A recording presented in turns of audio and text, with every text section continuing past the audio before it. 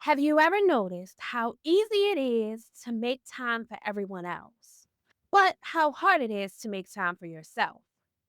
Maybe someone asks for a favor, and before they're even finished the sentence, you've already said yes. Your child needs something, and you stop what you're doing without even thinking twice. A coworker asks you to stay late, and you rearrange your entire evening. Your friend needs someone to listen to. You answer the phone. But then you finally have a free hour.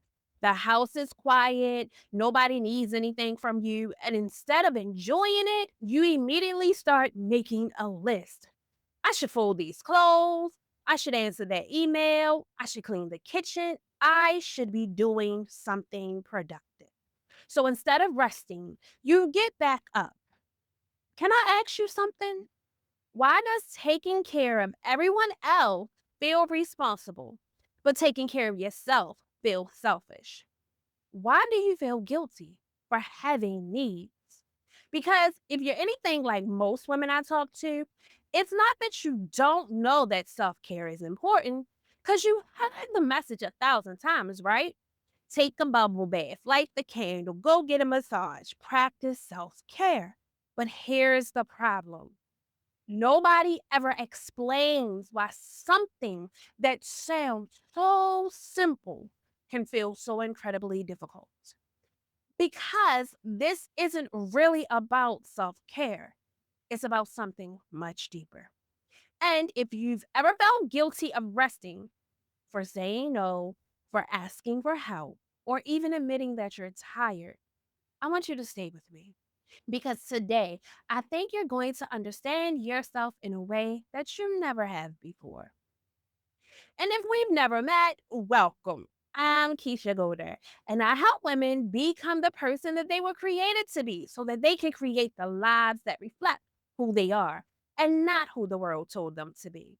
Here on this, we're talking about the life purpose makeover journey together, not to become someone new, but to reconnect with the woman you've always been underneath of everyone else's expectations. Last week, we talked about the real reason you keep putting yourself last has nothing to do with being selfish as it relates to step one: who am I, of the Life Purpose Makeover program, of the Life Purpose Makeover. Because before you can change your life, you have to understand yourself. And today we're taking the next step. We're talking about step two: my needs. And I believe this might be one of the most important conversations you'll will have, because you can't build a life that reflects who you are if you've spent years pretending you don't need anything. By the end of this conversation, I don't just want you to feel a little less guilty. I want you to understand where the guilt came from. Because once you understand it, you stop believing everything it tells you. I want you to stop seeing your needs as inconveniences and start seeing them for what they really are: information. Information about who you are, information about what's missing, information about what your heart, your mind, and your body has been trying to tell you. And once you learn to listen, everything begins to change. So let's start with something that I think we've accepted as normal, even though it isn't. Somewhere along the way, many of us accepted the idea that adulthood means constantly putting yourself last, especially if you're a mother, especially if you're the dependable one in your family. You become the person everyone calls, the one who remembers birthdays, schedules appointments, keeps everybody organized, checks on everybody, makes sure everyone is okay. And after a while, you stop asking whether you're okay because no one expects you to, not even you.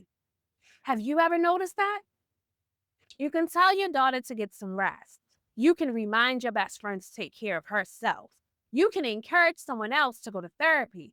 You'll tell someone else to take a break. But when it's your turn, suddenly the rules change. It becomes, I'll rest later. It's not that serious. Everybody is counting on me. I can push through. And here's what I want you to hear: just because something feels normal doesn't mean it's healthy. Some of us have been living in survival mode for so long that exhaustion feels normal. Stress feels normal. Neglecting ourselves feels normal. Feeling guilty feels normal. But normal isn't always healthy. Let me paint a picture for you. You spend all day making sure everyone else eats breakfast, lunch, dinner. You finally sit down around 8 or 9 o'clock that night and realize you never ate. So you grab a handful of crackers or maybe a bowl of cereal. You know, we like to call it girl dinner. Not because that's what you wanted, but because you're too tired to make yourself a real meal. Then tomorrow comes and you do it all over again. It seems small, but moments like this tell a bigger story. Not because you forgot to eat, because somewhere along the way you stopped believing your needs deserved the same attention you give everyone else's. And that's where today's conversation really begins. Because I don't think the biggest problem is that you're tired. I think your biggest problem is that you've learned to ignore what the tiredness has been trying to tell you. Now, let's talk about where the guilt actually came from, right? Because I don't believe we're born feeling guilty for having needs. Think about a little girl. When she's tired, falls asleep. When she's hungry, she's going to tell you. And when she's excited, she laughs as loud as she wants to. When she's hurt, she's going to cry. And she doesn't apologize for having needs. She simply has them. So, somewhere between that little girl and the woman you are today, something changed. Nobody sat down one day and said, from now on, your needs don't matter. It wasn't that obvious. It happened in smaller moments. You were praised for being the responsible one, the mature one, the one who didn't complain, the one who helped without being asked, the one who could always be counted on. And don't misunderstand me. Those are beautiful qualities because I possess them myself. Being dependable is a gift. Being compassionate is a gift. Being generous is a gift. The problem is when those needs quietly become your identity. Because once your identity becomes, I'm the one everyone depends on, something else starts happening. You begin making decisions to protect that identity, not because anyone is forcing you to, because that's who you come to believe you are. Have you ever caught yourself saying something like, it's okay, I'll figure it out. Don't worry about me. I'm fine. Even when none of those things were true. Not because you wanted to lie, but because somewhere inside you believed your job was to make life easier for everyone else, even if it made life harder for you. I remember talking to a woman who told me something that I'll never forget. She said, Keisha, I don't know what I need anymore. I know what my husband needs. I know what my kids need. I know what my boss needs. Even know what my dog needs. But if you asked me what I need, I honestly don't know. That stopped me for a second because I don't think she's alone. I think there are a lot of women watching this right now who could answer everyone else's needs before they could answer their own. And if that's you, I want you to hear this. That doesn't mean you're broken. That doesn't even mean you failed. It simply means you've spent so many years paying attention to everyone else that you've stopped paying attention to yourself. And when you stop paying attention to yourself long enough, your own needs begin to sound unfamiliar. Not because they've disappeared, because they've been ignored. Have you ever driven home after work, pulled into your driveway, and just sat there? Not because you didn't want to go inside, But because it was the first quiet moment you had all day, no one asking questions, no one needing anything, no decisions to make, just silence. Sometimes we call that procrastinating, sometimes we call it wasting time. But what if it was neither? What if that moment was your mind and body trying to tell you something? What if it was saying, I need a minute, not an hour, not a vacation, not a spa day, just a minute. And instead of listening, you told yourself, come on, get it together. That's the pattern. Your needs speak, your conditioning answers. Your needs whisper, girl, I'm tired. Your conditioning says, babe, push through. Your needs whisper, I need help. Your conditioning says, don't be a burden. Your needs whisper, I need a break. Your conditioning says, you can rest later. Do you see what's happening? The problem isn't that you don't have needs. The problem is that you've spent years believing those needs should always come second. And once you believe that long enough, guilt starts showing up anytime you try to put yourself first on the list. But here's what I want you to consider. What if guilt isn't proof that you're doing something wrong? What if it's simply proof that you're doing something different? Because different often feels uncomfortable before it feels normal. And that's where our conversation begins to make a shift. Because I don't think guilt is your biggest problem. I think it's pointing us toward something much deeper. And once you see it, you will never look at yourself the same way again. Can I be honest with you for a minute? I don't think women wake up one morning and decide they're going to ignore themselves. I think it happens so slowly that they don't even notice when it's happening. One day, you're just trying to be helpful. The next step, you're trying to be dependable. Then you're trying to be a good mom, a good wife, a good daughter, a good employee, a good friend. And none of those things are wrong. They're all beautiful. But somewhere in the middle of trying to be everything for everyone else, you slowly stop checking on yourself. And I remember having one of those moments. Nothing dramatic had happened.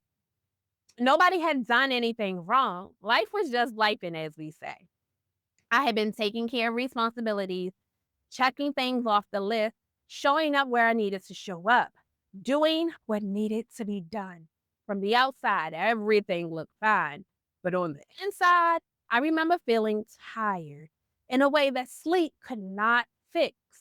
Not physically tired, but soul tired. And I remember asking myself a question that completely stopped me. What do I need right now? And do you know what surprised me? I didn't have an answer. Not because I didn't have needs, because I had gotten so used to paying attention to everyone else that I'd stopped paying attention to myself. I knew everybody's schedule, everybody else's preferences, everyone else's problems, everyone else's expectations. But when it came to me, there was just silence. Maybe you've had a moment like that. Maybe someone has asked, how are you doing? And without thinking, you said, I'm fine. Not because you were fine, because you honestly hadn't stopped long enough to figure out how you were doing. Or maybe someone asked, what do you need? And your mind went blank. Not because you didn't need anything, because you had become so disconnected from yourself that that question felt unfamiliar. Can I tell you something I wish more women understood? You don't lose yourself all at once. You lose yourself 1,000 tiny decisions at a time. Every time you say, I'll do it later, every time you convince yourself everyone else comes first, every time you ignore the exhaustion, the loneliness, the disappointment, the frustration, because there's always something more important. Those moments, they seem small, but over time, they create distance between who you are and how you're living. And eventually, that distance starts to feel like empty. Not because your life isn't full, but because somewhere inside you've disappeared from it. I don't say that to make you feel guilty. I say that because I want you to know something. You can come back to yourself. You don't have to stay disconnected. You don't have to keep living as if someone else's needs deserve your attention while yours have to wait. Because the woman you've been neglecting is still there. She's been patiently waiting. She's been whispering to you for years. Every time you felt exhausted, every time you felt overwhelmed, every time you felt resentful, every time you thought there has to be more than this. She wasn't complaining, she was communicating. She wasn't trying to make your life harder, she was trying to help you come back to yourself. And I think that's where everything begins to change. Because once you stop treating your needs like interruptions, you finally start listening to what they've been trying to tell you all along. And that's when I realized something that completely changed the way I think about guilt. Not because the guilt disappeared, but because I finally understood what it had been pointing to all along. Let's talk about that.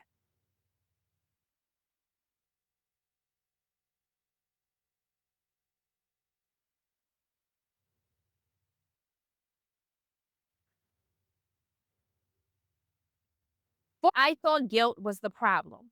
I thought if I could stop feeling guilty, everything else would fall into place, right? But one day I realized guilt wasn't the problem at all. It was a symptom of something much deeper. Here's what I mean. Most of us think guilt sounds like I'm doing something wrong.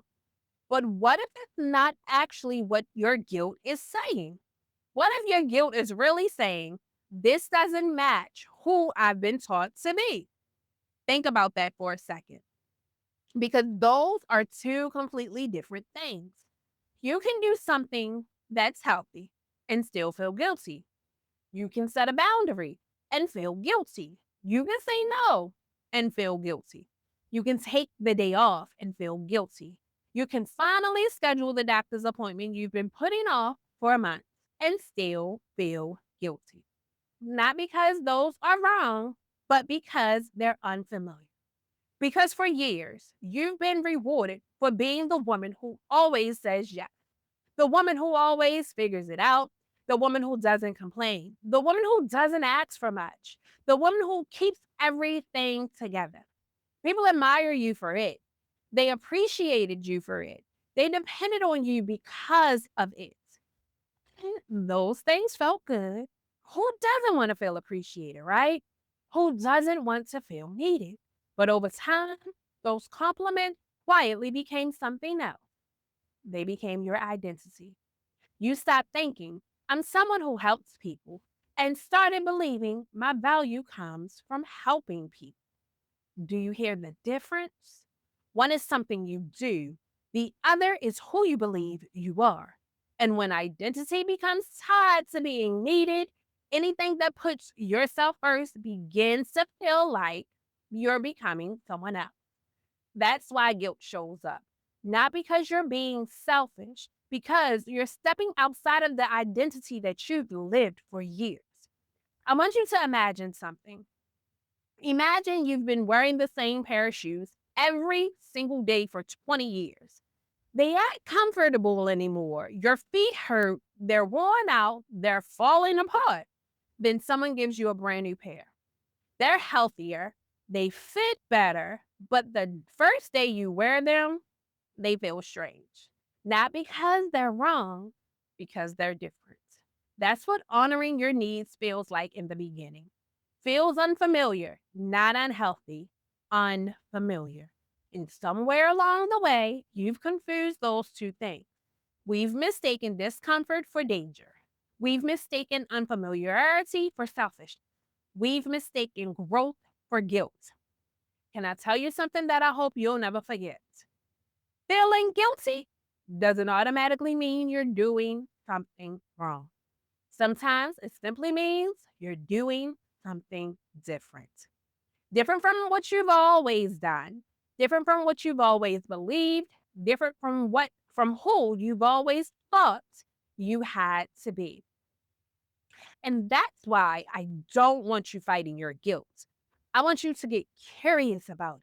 The next time guilt shows up, instead of immediately believing it, pause, take a breath, and ask yourself one simple question. What is this guilt trying to protect? You might discover it's protecting the identity of being the strong one, or the fixer, or the peacekeeper, or the woman who never asks for help, or the one who believes everyone else should come first.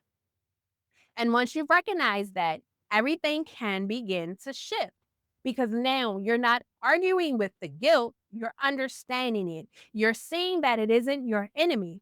It's simply pointing toward an old version of yourself that no longer fits the woman you're becoming. That's the real reason you feel guilty taking care of yourself. Not because you're selfish, not because you're failing, not because you're becoming someone worse, but because you're beginning to outgrow an identity that required you to abandon yourself in order to feel valuable. And here's the beautiful part: you don't have to stop being kind. You don't have to stop being generous. You don't have to stop serving the people you love. You simply have to stop believing that loving them requires neglecting yourself, because it doesn't.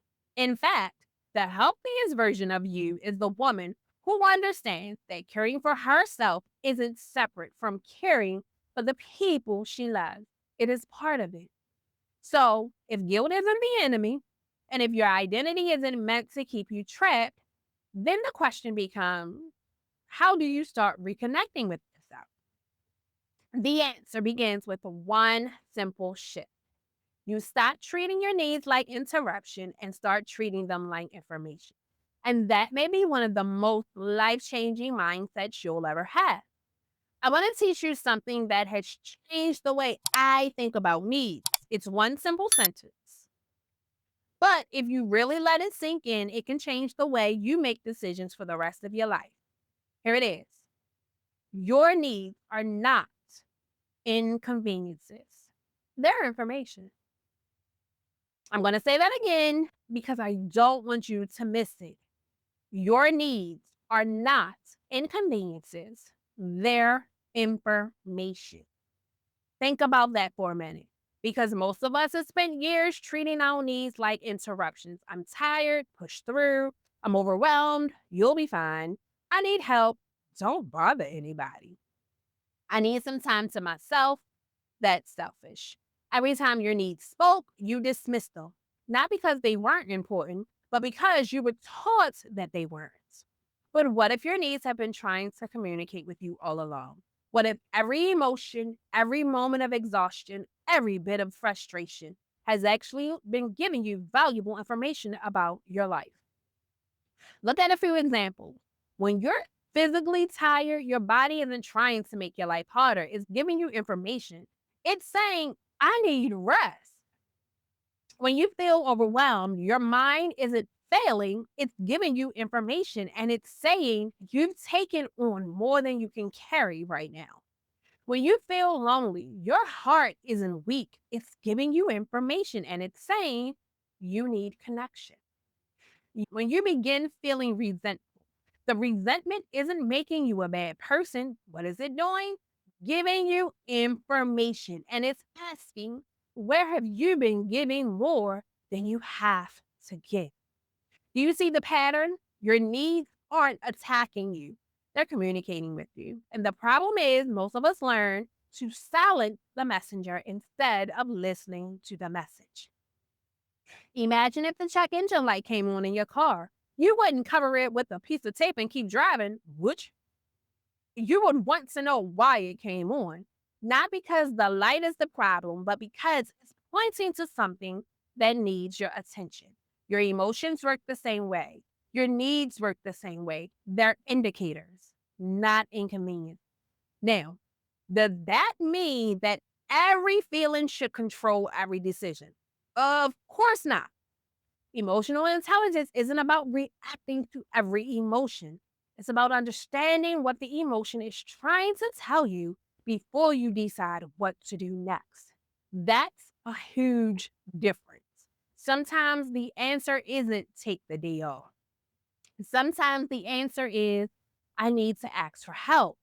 Sometimes it's I need a boundary. Sometimes it's I need some sleep. Sometimes it's I need to have a difficult conversation that I've been putting off. Sometimes it's simply I need 10 minutes before I walk into this house. The need may be different, but the process is always the same. Notice it, understand it, respond intentionally. That's emotional intelligence. And that's exactly why step 2 of the life purpose makeover isn't called self care, it's called my needs. Because this step isn't about pampering yourself, it isn't about spa days, it isn't about expensive vacations. It's about rebuilding one of the most important relationships that you'll ever have, the relationship with yourself. For years, you've become the expert of recognizing everyone else's needs. You know when your children are overwhelmed before they say a word. You know when your best friend is struggling. You know when your spouse has had a hard day. Now imagine if you gave yourself the same level of attention. Imagine if you became just as curious about yourself as you are about everyone else. How different would your life feel? How different would your relationship feel? How different would your peace feel? Because here's what I've learned: the women who create lives that feel aligned aren't the ones who never have needs. They're the ones who stop apologizing for having them. And that is the shift that I want for you. Not perfection, not balance, but awareness. Because awareness is where every transformation begins. And when you start paying attention to what your needs are communicating, you stop living on autopilot and you begin living intentionally. And that's where life starts to change. So now the question becomes, what do you actually do with everything we've talked about today? Because understanding creates clarity, but clarity is meant to lead to action, not overwhelming action, just one intentional step. And I want to leave you with this, and I'm going to give you a simple practice that you can begin changing, that can begin changing your relationship with yourself today. Mm. So, where do we go from here, right? Because I know some of y'all are thinking, okay, Keisha, I understand why I feel guilty now, but my responsibilities are still there. People still need me.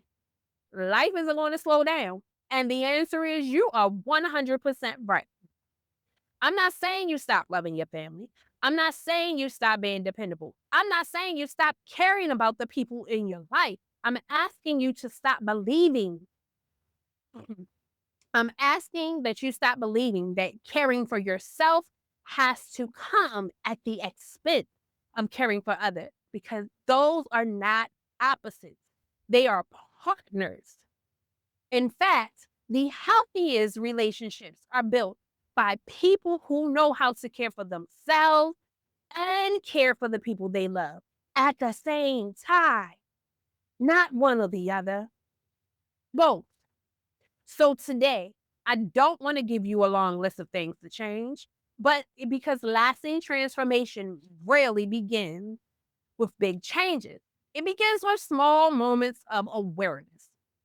That's why I'm leaving you with one simple practice, one question, one habit, one intentional step, because that's how real change happens. Over the next 7 days, I want you to ask yourself one question every single day, not once a week, not when you're already overwhelmed. Every day, you're going to pause, even if it's for just 30 seconds, and ask yourself, what do I need right now? Not what should I do? Not what does everyone else need? Not what's next on my to do list. Just what do I need?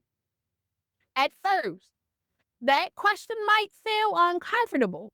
You may not even have an answer to it, and that's okay. Because remember, you've spent years becoming fluent in everyone else's needs. You're simply learning the language of your own. So give yourself grace. And let me say something that is really important. Honoring your needs doesn't always mean changing your schedule. Sometimes it simply means acknowledging what's true. Maybe today you can't take the afternoon off, but you can admit, I'm exhausted. Maybe you can't solve that problem today, but you can stop pretending it doesn't exist. Maybe you can't say no this time, but you can recognize that saying yes came with a cost. That's awareness.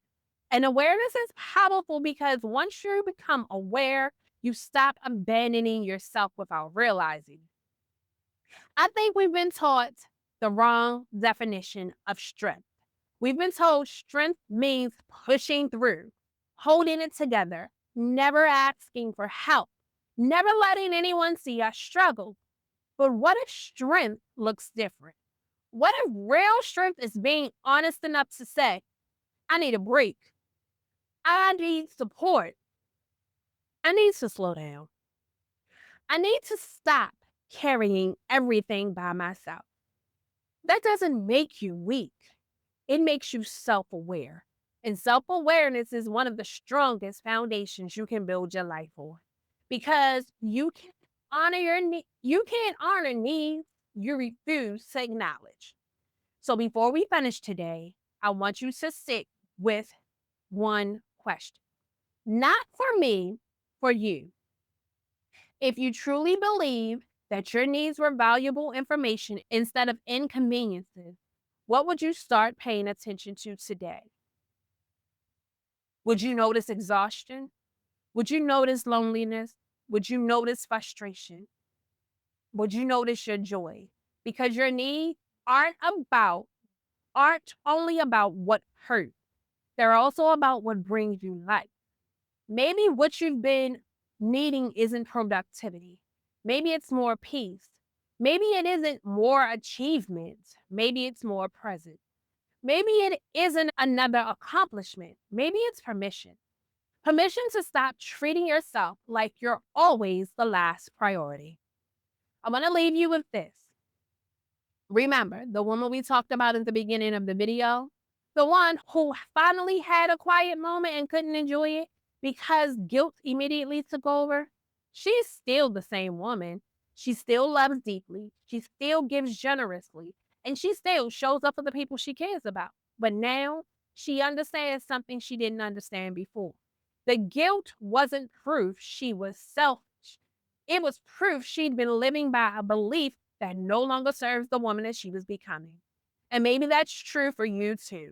Maybe today wasn't about learning to take better care of yourself. Maybe it was about remembering that you've always been someone worth caring for, not because you've earned it, not because you've finished everything on a list, simply because you're human. And humans have needs. They always have, they always will. The question isn't whether you have needs. The question is whether you're willing to listen to them. Because the woman you've been trying so hard to become may simply be waiting for you to start listening to yourself again. Remember today's Keisha principle. Your needs are not inconveniences, they are information. The next time guilt shows up, don't ask what's wrong with me. Instead, what is this guilt trying to teach me about what I need? That one question might change your life. If today's conversation helped you understand yourself in a new way, I'd love for you to continue the journey with me. One of the reasons so many women struggle to recognize their own needs is because they've spent years living according to everyone else's priority instead of their own. That's exactly why I created my free core values finder. When you're clear about what truly matters to you, it becomes much easier to recognize what you need and make decisions that reflect who you're becoming. You can download it using the link in the description. And I'd love to hear from you. What's one need you've been ignoring that you want to start paying attention to this week? Share it in the comments. Not because you owe anyone an explanation, but because your words may remind another woman that she is not alone. If you're new here, I'd love for you to subscribe because every week we're taking another step through the life purpose makeover, helping you become the person you were created to be so you can build a life that reflects who you truly are. And in our next episode, we're talking about something that surprises almost every woman. Because after you recognize your needs, there's often another voice that talks you out of honoring them. That voice says you're being selfish, you can do it later, and just push through. That you're in a conversation. And until you change that conversation, it will continue to shape your life. Until then, take a deep breath, pay attention to yourself, and remember the life you're building will always reflect the relationship you're building with yourself. I'll see you guys next week.